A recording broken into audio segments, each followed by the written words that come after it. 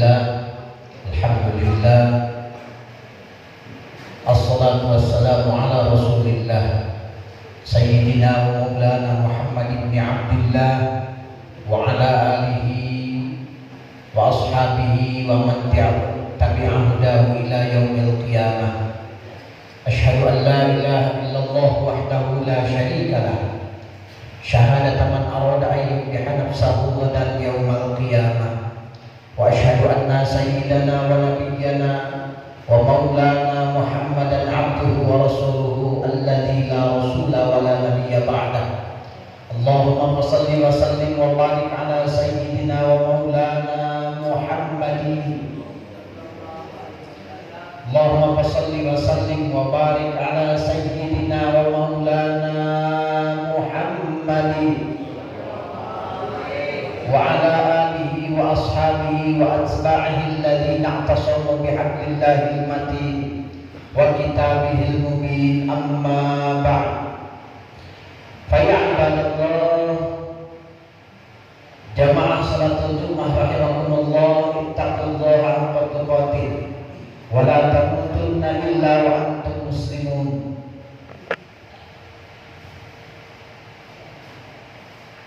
Al-mukarramun, para alim ulama, para hujjah, para tokoh masyarakat, para asatidz, para dewan guru, orang-orang tua saya, guru-guru saya,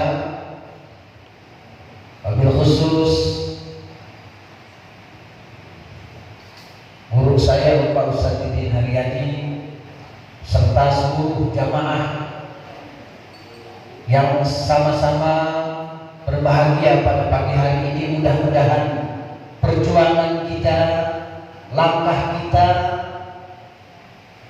infak dan sedekah kita, dan berbagai amalan-amalan yang kita lakukan pada pagi hari ini mudah-mudahan sekiranya diterima oleh Allah Subhanahu wa taala. Amin ya rabbal alamin. Luar biasa Bapak Ibu perjuangan kita pada pagi hari ini. Berat rasanya, lagi enak-enaknya tidur kita harus bergegas, bersiap-siap lain dan lain sebagainya untuk hadir berjamaah salat subuh, lanjutan dengan ta'lim kita di pagi hari ini. Tapi dengan begitu beratnya perjuangan kita, insya Allah balasannya pun dari Allah Subhanahu wa taala sangat luar biasa. Amin ya rabbal alamin. Bahkan orang terkaya pun saat ini di dunia, orang terkaya di dunia yang memiliki harta yang banyak berlipat ganda yang kita mungkin tidak terbayang berapa kekayaannya, dapat dikalahkan oleh kita insya Allah yang mampu menjaga sholat subuh berjamaah. Siapa orang yang sholat subuh berjamaah di masjid dengan ikhlas, sungguh-sungguh mengharapkan keridhaan Allah Subhanahu wa taala, insya Allah itu semua yang dilakukan lebih baik daripada dunia dan seisinya. Alhamdulillah. Jadi kita, kalau kita ada banyak duit sekarang, nggak usah bingung, tidak usah sedih.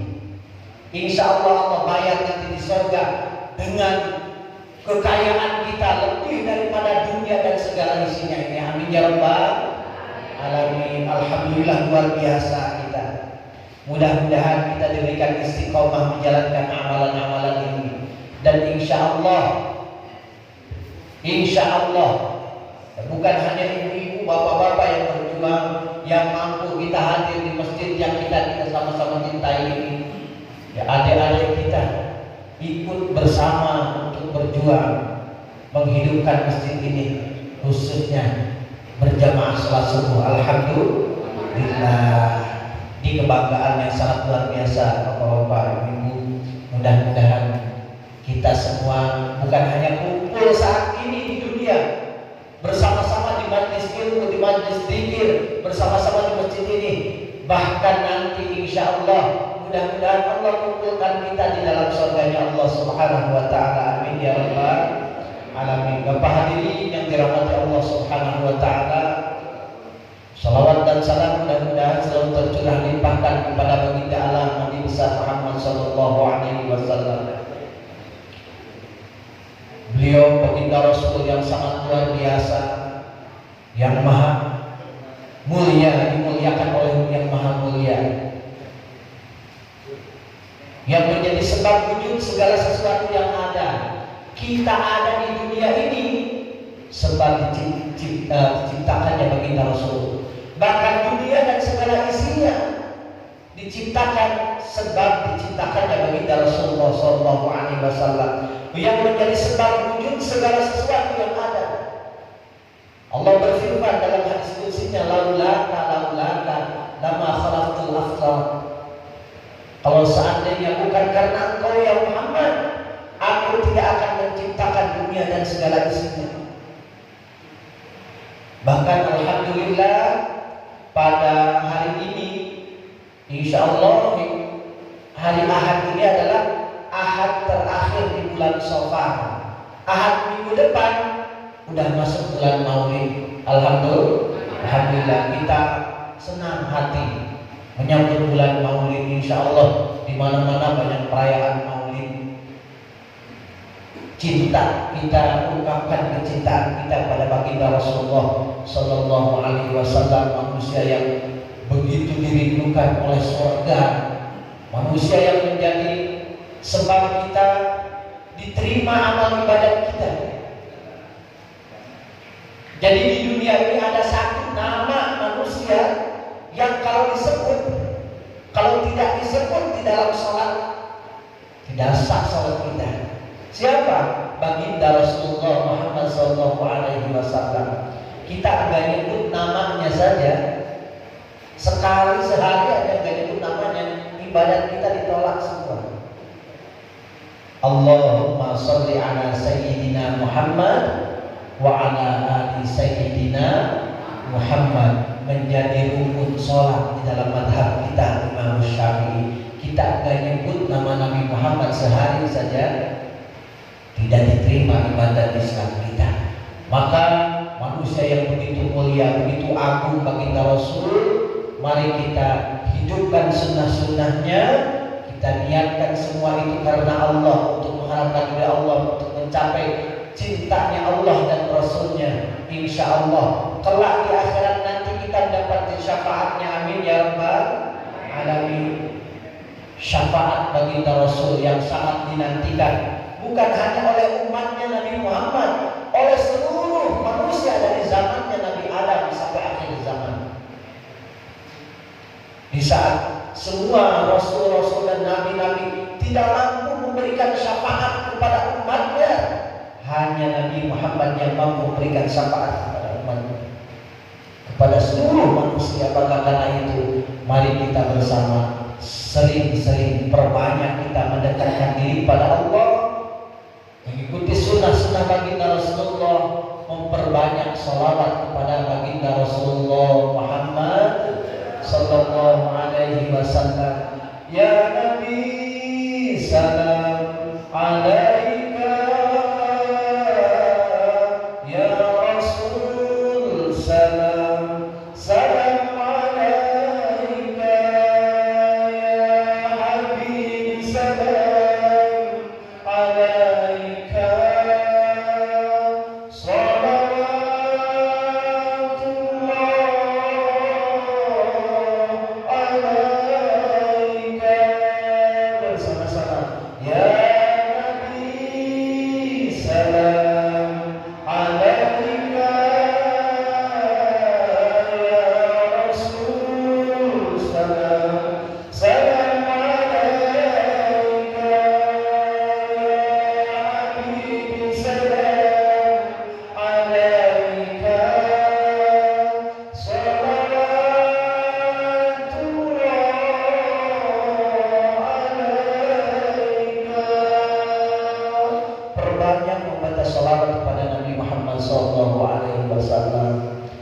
kita kalau zaman lagi bocah gitu, kalau ingat kita lagi bayi itu, orang-orang tua zaman dulu, orang tua kita, emak kita sambil gendong kita, tidurin kita itu baca sholawat. Kalau sekarang baca apa ya?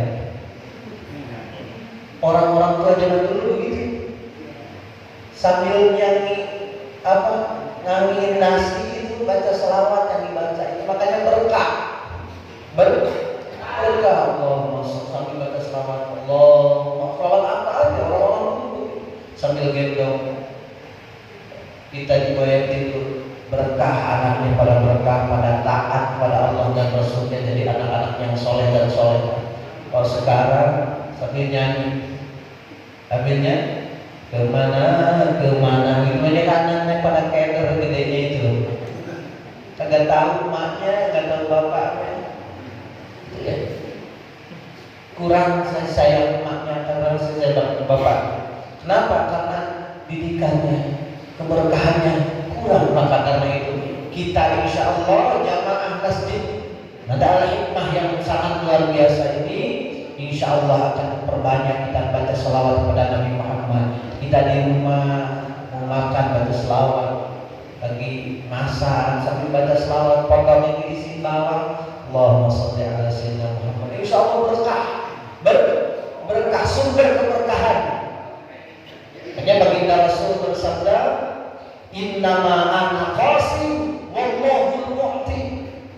Innama ana qasim, akulah yang membagikan rahmat dan kasih sayang Allah.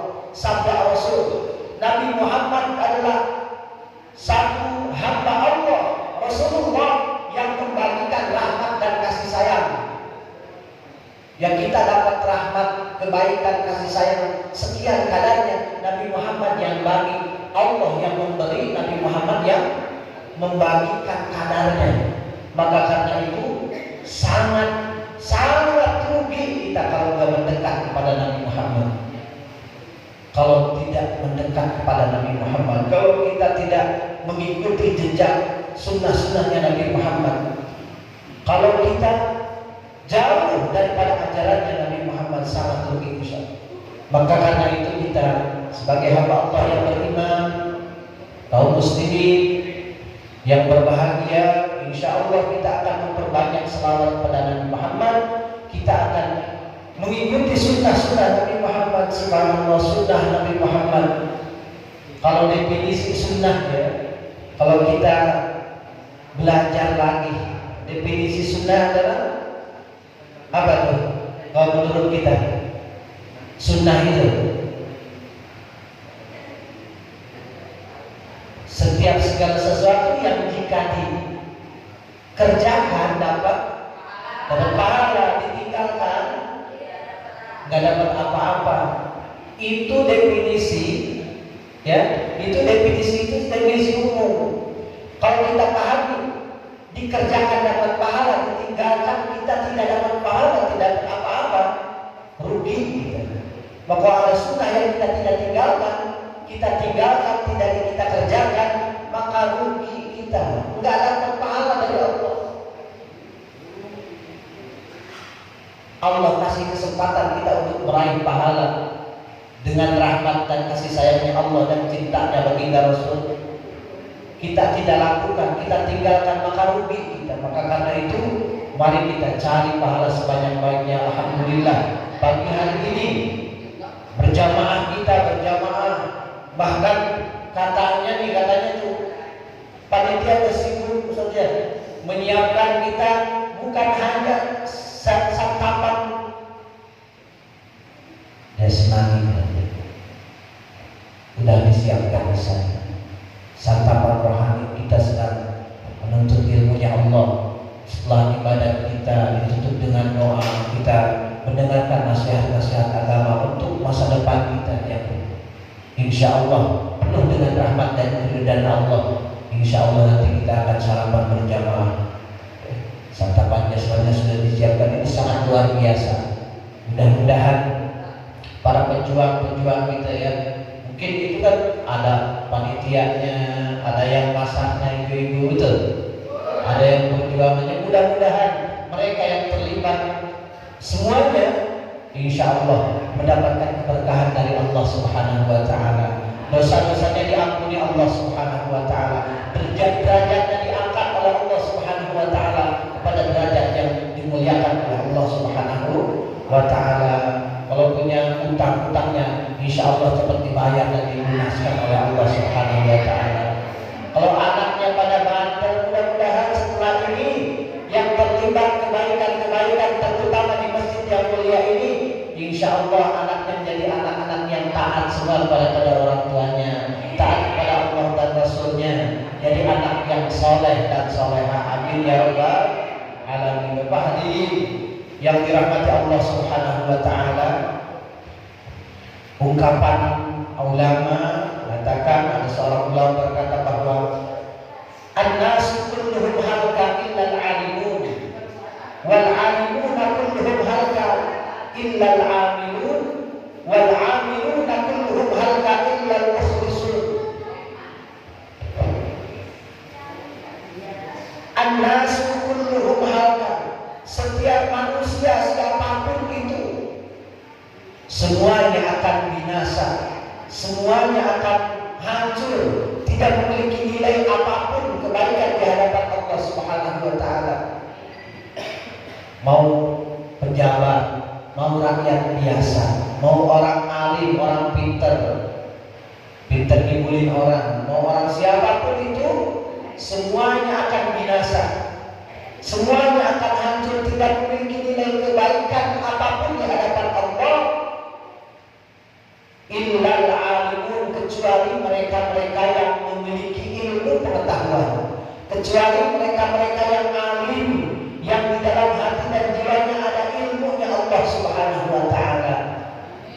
Artinya apa? Artinya hanya manusia yang berilmu lah yang dimuliakan oleh Allah Subhanahu wa taala. Maka karena itu dasar ungkapan inilah Allah Subhanahu wa taala fardukan kita mencari ilmu ya Allah.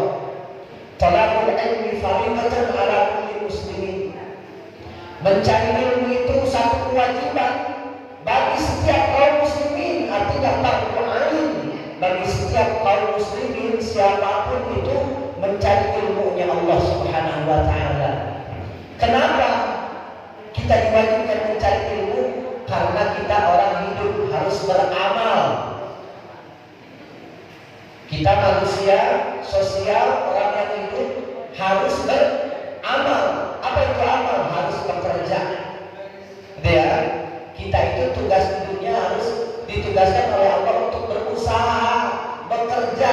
Sedangkan bekerja itu harus menggunakan ilmu. Coba kita sekarang mau apa begitu, mau jadi apa, jadi kerja di mana, tapi ilmunya nggak ada, hancurlah itu pekerjaan. Itu ya, jangan jauh-jauh jadi orang yang tinggi-tinggi jabatannya, jadi tukang tahu saja kalau nggak ada ilmunya, hancur semua nanti, nggak laku. Jadi tukang nasi goreng, ilmunya nggak ada, orang nggak ada yang beli. Betul kan? Makanya itu man arada dunya fa'alaihi bil ilmi wa man arada al-akhirah fa'alaihi bil ilmi wa man aradahuma fa'alaihi bil ilmi. Rasul bersabda, siapa orang yang ingin sukses dunia maka harus dengan ilmunya kuasai ilmu dunia. Wa man arada al-akhirah fa'alaihi bil ilmi. Siapa orang yang ingin sukses di akhirat maka harus dengan ilmu juga.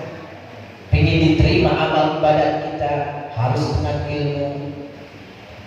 Ingin sukses dua-duanya, dunia kita ingin sukses, akhirat kita ingin sukses, fa'alaihi bil ilmi, sabda bagi Rasul, tetap dua-duanya harus memiliki menggunakan ilmu. Ibadat kita kan insya Allah mudah-mudahan kita menjadi hamba-hamba yang ahli ibadah. Tapi jangan bangga dengan ibadat kita. Enggak boleh kita berbangga siapa dulu jamaah Masjid Al-Hikmah yang setiap hari minggunya ada jamaah subuh dan lain sebagainya, dan amalan-amalan yang lainnya. Jangan kita berbangga dengan ibadat. Gitu ya. Ibadat kita lakukan sebanyak-banyaknya, tapi nggak perlu kita bangga-banggakan dalam hati kita. Sudah saya ibadat, lakukan ibadat. Ikhlaskan, hanya mengharapkan keridhaan Allah Subhanahu wa taala.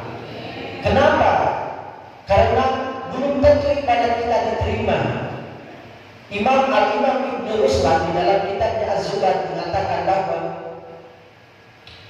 kulluman, orang dulu disuruh pada ngidul orang-orang tua zaman dulu ya, nyanyinya jadi kulluman wa kulluman bi ghairi ilmi ya'malu amaluhu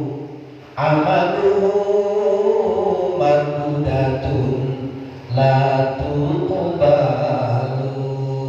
Gitu. Fa'alimun bi'ilmihi lam ya'malan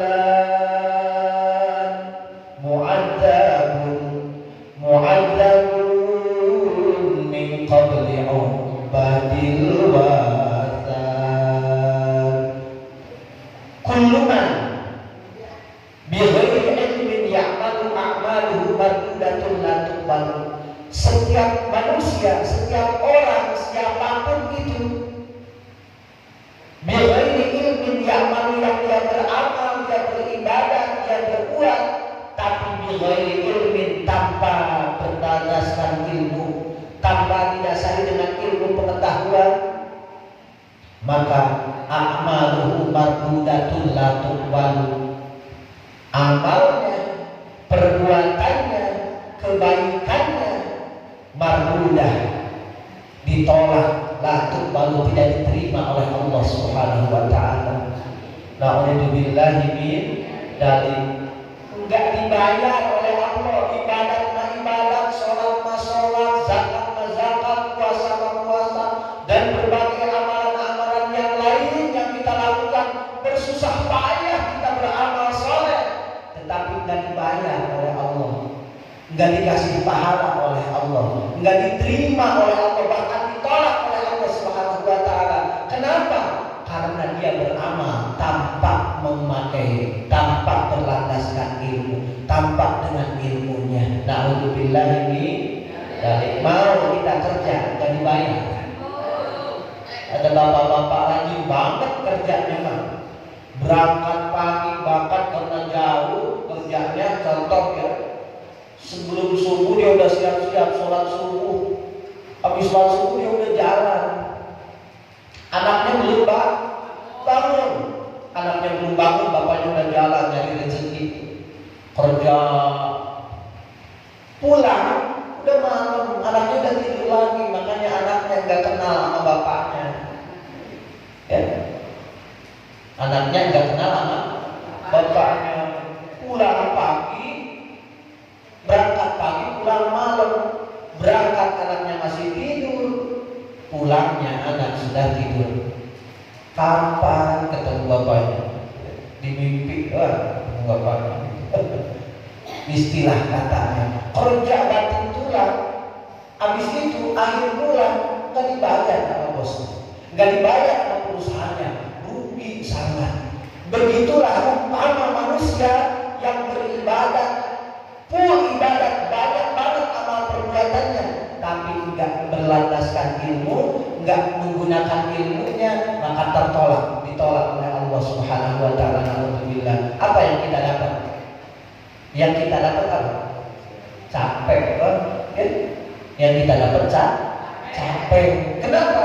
Karena ibadatnya tidak memakai ilmu. Maka karena itu, apa agar ibadat kita diterima oleh Allah? Rajin ngaji, rajin hadis majlis taklim, rajin bertanya. Ada ustaz banyak kiai di Palu. Silahkan yang kita nggak ngerti tanya sama mereka. Nanti mereka akan kasih tahu. Guru-guru kita akan menjelaskan seperti inilah ibadah. Hadir ke majlis ilmu, hadir ke majlis. Sekarang kan belajar nggak harus duduk. Sekarang kan banyak wahana kita untuk mencari ilmunya Allah. Kita di rumah aja tiap pagi mama sambil nyiapin kopi. Bapak-bapaknya udah ibadah, udah sholat subuh, udah berjamaah pulang ke rumah.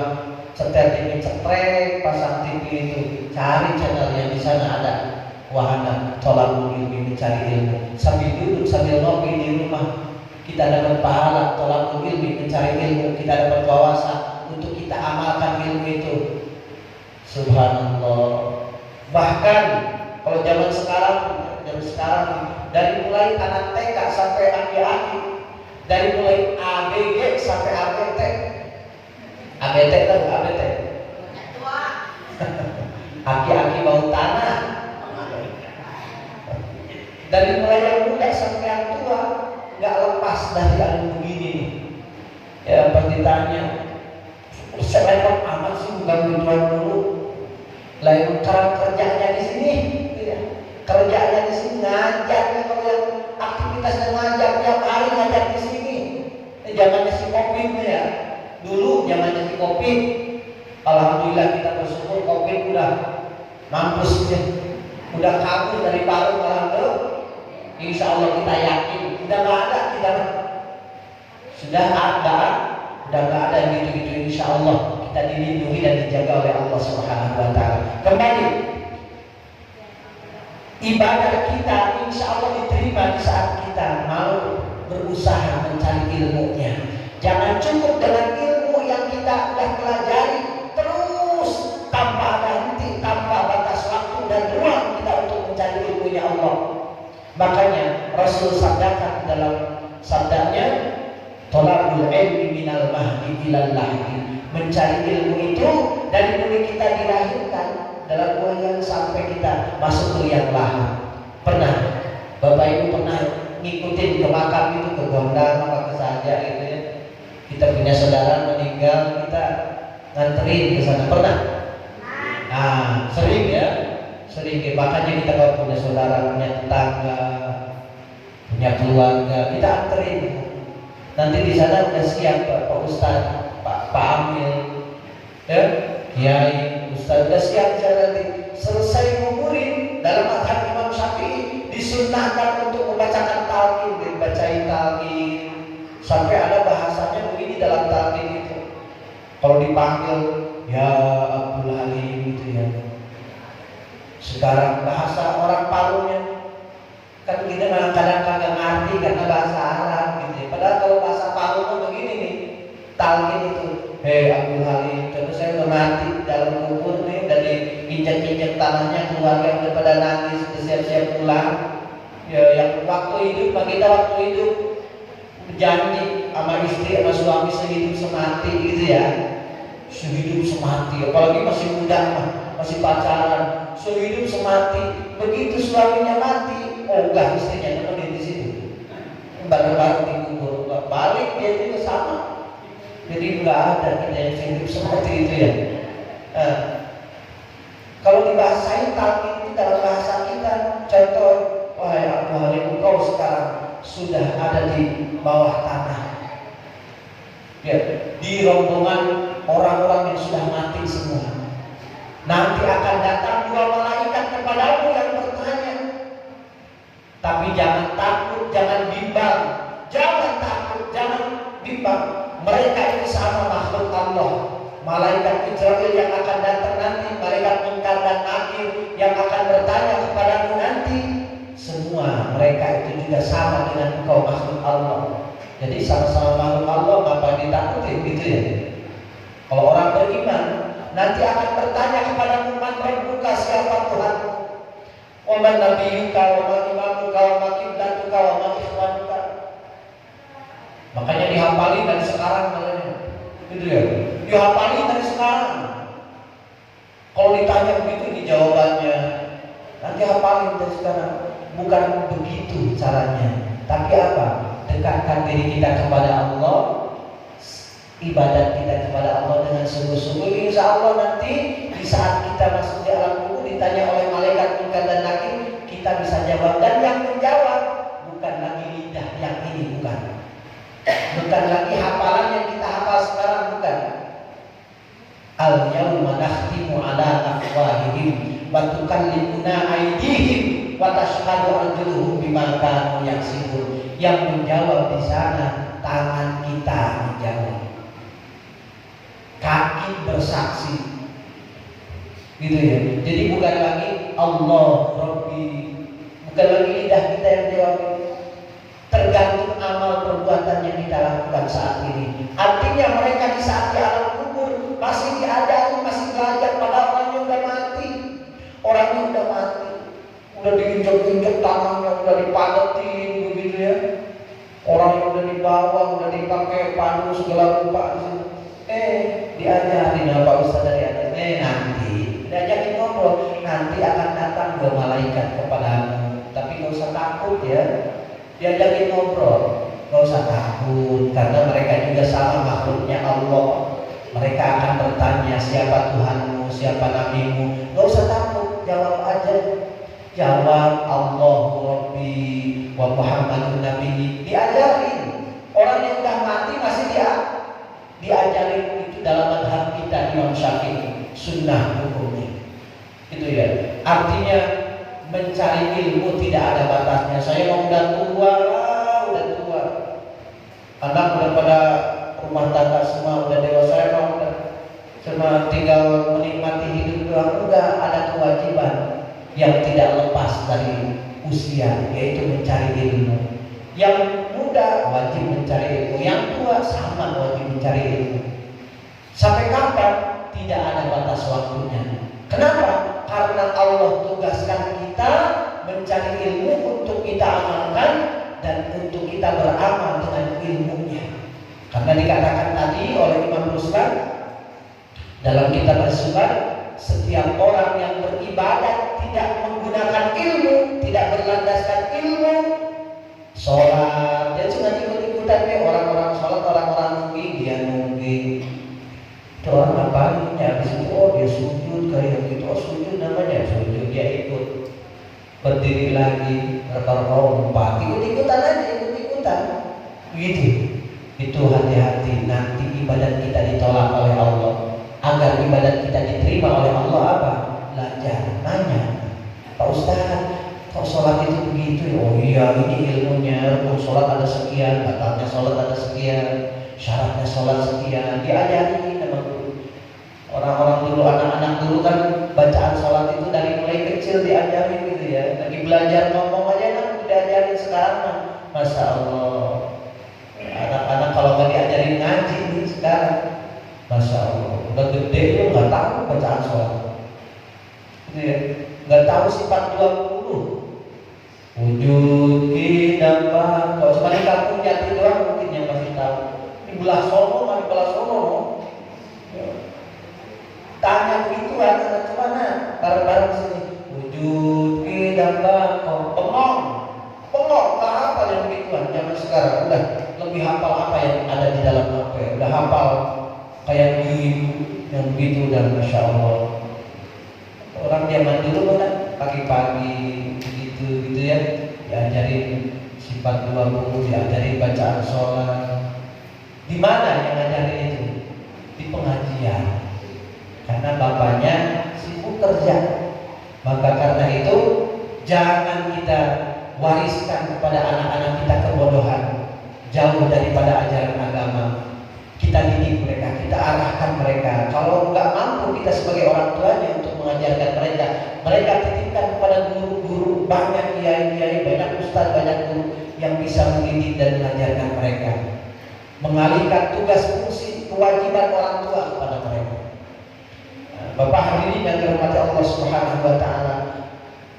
Maka orang yang memiliki ilmu pengetahuan sudah kamil di hadapan Allah. Wal alimuna kulluhum halqa illal amilun.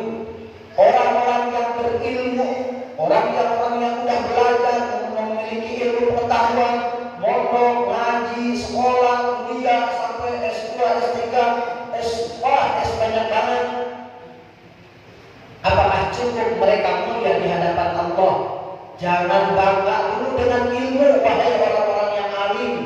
Wal alimuna kulluhum halqa illal amilun. Orang-orang yang berilmu pun semua akan binasa, semua tidak memiliki nilai kebaikan apapun di hadapan Allah illal amilun, kecuali orang yang beramal. Orang yang rajin ibadah.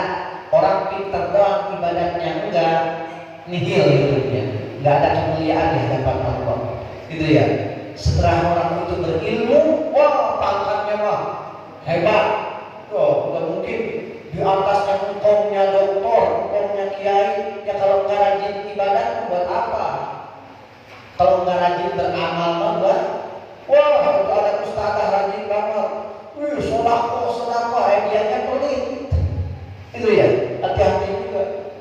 Ustaz sodako.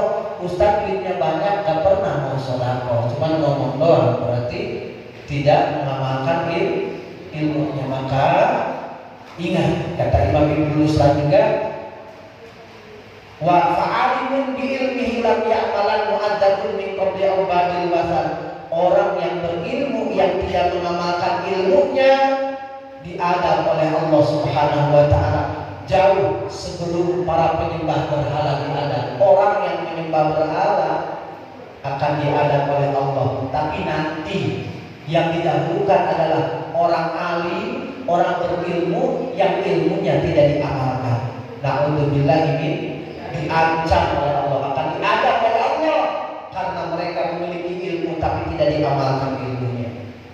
Nah, berarti syarat manusia mulia itu yang pertama harus berilmu, yang kedua apa tadi? Beramal. Setelah memiliki ilmu, kemudian dia rajin ngaji, memiliki ilmu, dia rajin ibadat, rajin beramal, rajin sedekah, rajin berbuat baik. Dua syaratnya. Cukup enggak dengan itu orang mulia di hadapan Allah? Wal amiluna kulluhum halka illal mukhlisun. Setiap orang yang alim kemudian mengamalkan ilmunya pun akan binasa, akan tidak memiliki nilai kebaikan apapun di hadapan Allah. Illal mukhlisun, kecuali mereka-mereka yang mampu mengikhlaskan hatinya dalam beramal hanya mengharapkan keridhaan Allah Subhanahu wa taala. Jadi belum tentu mulia di hadapan Allah orang yang alim, orang yang rajin ibadah, ibadahnya luar biasa, tapi hatinya riya. Hatinya riya. Apa itu riya? Nah, riya